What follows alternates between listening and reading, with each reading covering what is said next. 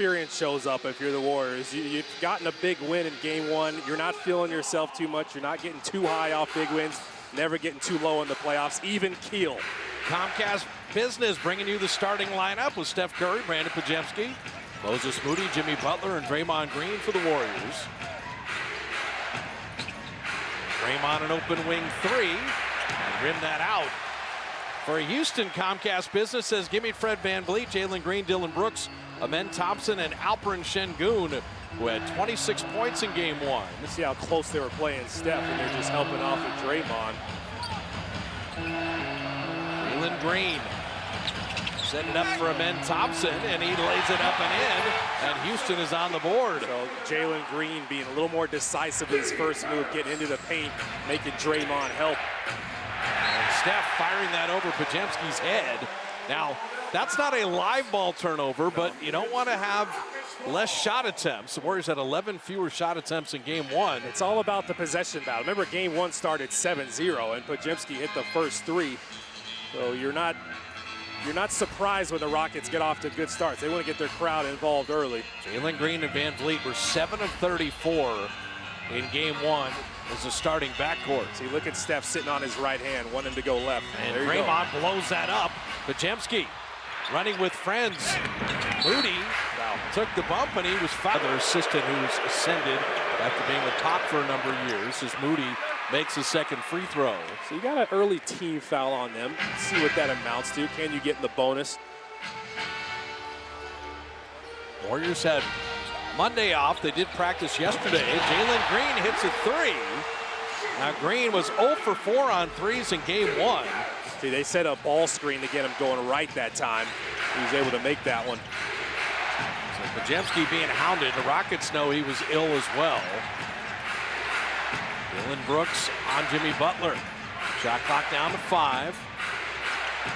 Butler trying to create some space. Tough turn and fade. And you see the Rockets D. Dylan Brooks guarded Butler very well. Clear side for Şengün. And Thompson draws the foul. And Moody up on the teacher. But when the teacher is Stephen Curry, it makes it much tougher. Thompson hitting both free throws. Curry rails a three. So Steph on the board.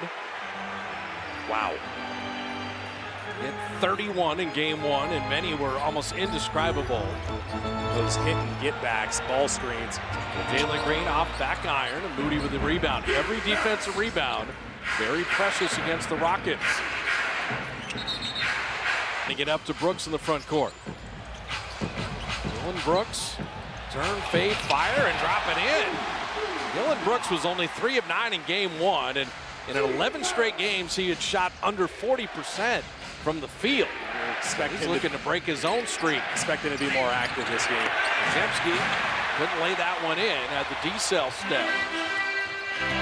Jalen Green always getting back to his right, and then Thompson, the beneficiary.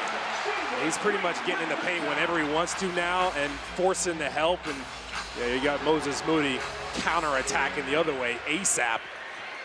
Attack Houston before the defense gets set. Both these teams top 5 in defensive rating.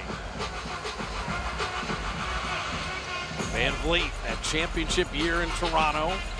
Dylan Brooks, Warriors saw him plenty in Memphis. Şengün to the baseline, and then Thompson had nowhere to go. Shot clock almost has been clean, hard basketball. It has been. The first half of game one devolved into some interesting skirmishes. That has not happened yet. It's still been pretty physical. Draymond out of the corner and zooming that out. Draymond Green offensively only took 5 shots, was 2 of 5 in game one. That time, Steph, when he was curling, had 3 guys chasing him. Rockets have opened 4 of 6, Warriors 2 of 7. Şengün, that deep a position, you can't stop him. Well, he had this small defender, Moses Moody, on him at the end of that one. It's all for those turnovers. You'll take that.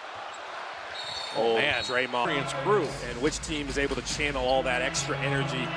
Şengün with the mid-range, and Jimmy Butler with the rebound. And make it work for them. The Rockets off to a good start. They're almost in desperation mode. Cannot lose the first 2 games at home. Only 3 teams have ever come back in this series losing the first 2 at home. Pajemski rising over Dylan Brooks.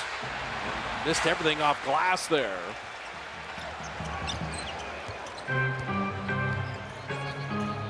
Trying to get Steph on a switch. Van Vliet setting up Dylan Brooks. He's their best three-point shooter. Missing there, but Şengün flying in for the rebound. Jalen Green on a reload three.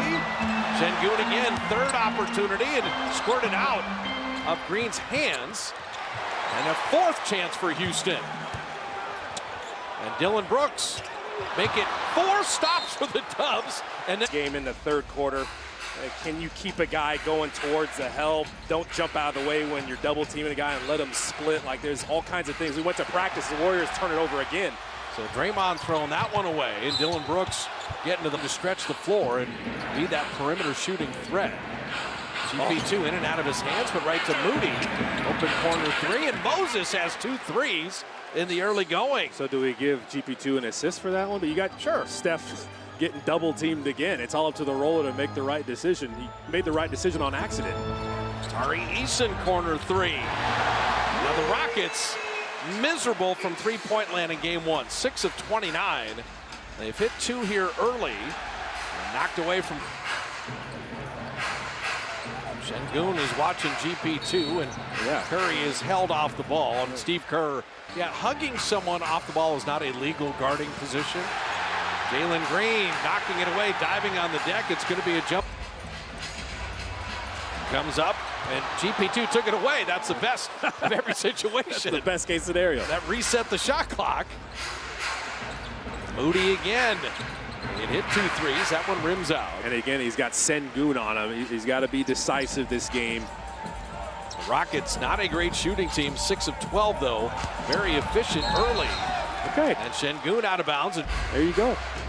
Lost in Steph's brilliance in game 1 is, remember, he's playing with that big thumb wrap. It would bother most humans. He's just extraordinary. And that one knocked away. Similar to Draymond a little bit. Draymond, 69% free thrower on the season, missed the first. Didn't shoot any free throws in game 1. And I expect Draymond to be a little more aggressive and look for his opportunities too. This game is all the pressure on Steph Curry. He can use that to his advantage, kind of pick his spots, slip through the gaps. Incredible for Draymond Green, 159 playoff games. He broke the tie with Klay Thompson, most playoff appearances in Warrior franchise history. The lob right to Tari Eason, and Şengün the distributor. I don't think they want to do that.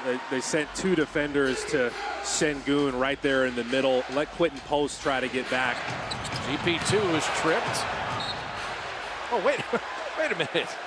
It's going to be Houston ball. They'll just say Gary fell of his own accord. And hopefully GP2's okay. Looks like he's grabbing his shoulder. He kind of fell hard on it. Steve Kerr thought that beside himself. There was a reason GP2 spilled to the floor. That's a wild one. Şengün, a little tornado, and Steph, he knocked it out of bounds. They'll say it's off Curry.